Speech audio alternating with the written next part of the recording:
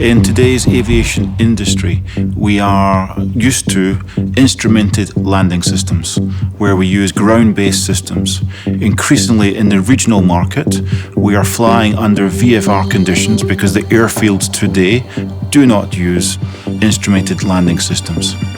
But we have the advantage and we have the great potential to use satellite-based systems for our navigation. This is really at the heart of performance-based navigation.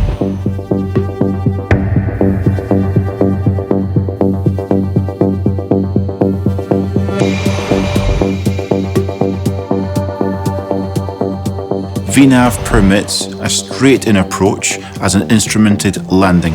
The main advantages for the flight crew is a reduction in workload and the ability to fly greater speeds on the approach and to fly more optimized approach paths. The system will now calculate for me the time when I need to start my descent, the time when I need to slow down. It'll also calculate for me the adjustments to my approach path depending on changing wind and changing local conditions. Whereas with a conventional type approach, I need to make all those calculations for myself.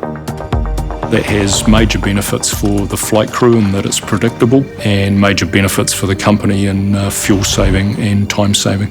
Our operation over the last 5 years has progressively cut fuel block hours to below 660 kilograms per hour, and at the moment the fleet is averaging about 640 kilograms per block hour.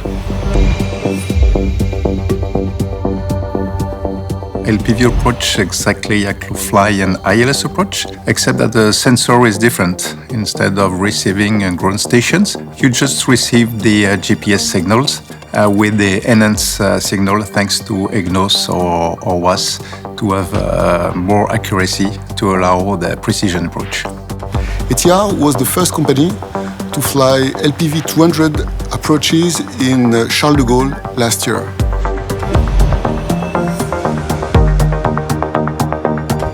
Final benefits comes from the RNP AR approach because you are not obliged now to have straight-in approach. We can fly curved radiuses and we can shorten up the track miles onto final to landing. Typical examples would save 20 to 25 track miles per approach, and that has the benefit obviously of time saving and fuel savings. In some cases us priority with air traffic control.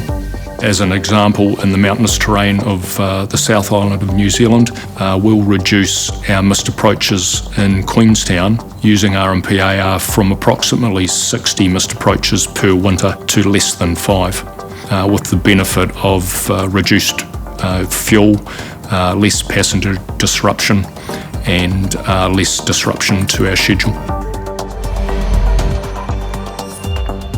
Our PBN training is part of the standard recurrent training package.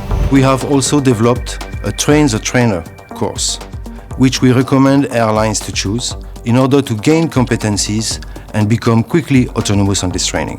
Clearly, when we look at safety facts and figures, the approach phase remains an area of focus where we want to improve safety. From an ATR perspective, we continue to look at procedures and technology such as enhanced vision to further help our flight crews improve the safety margins every day of ATR operations.